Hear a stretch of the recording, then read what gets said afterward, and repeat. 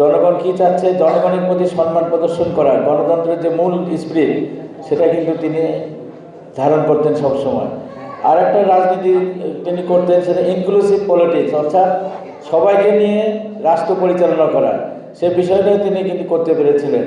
5ই August পরবর্তীতে ছাত্র জনতার অভ্যুত্থানের মধ্য দিয়ে যে পরিবর্তন এনেছিলাম, সেই পরিবর্তনের প্রথম কাজটি ছিল খালেদা জিয়াকে মুক্ত করা।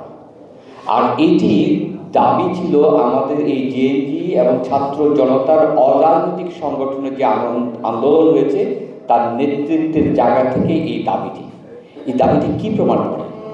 এই দাবিটি প্রমাণ করে একজন মুসলিম নেতাকে ওরা ধারণ করে বলেই টানা তৃতীয়বার অর্জন করেছে দেশের সেরা সুপার ব্র্যান্ড স্বীকৃতি বসুন্ধরা টিস্যু।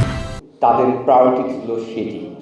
এই জন্য আমি শ্রদ্ধা জানাই আমাদের জুলাই আন্দোলনের সংগ্রামী ছাত্রছাত্রী, সেখানে সকল সংগঠনের লোক ছিল, সকল জনতা ছিল। সেই জনতা যে দাবি, সেই দাবি বলে উনি ছিলেন দেশনেত্রী।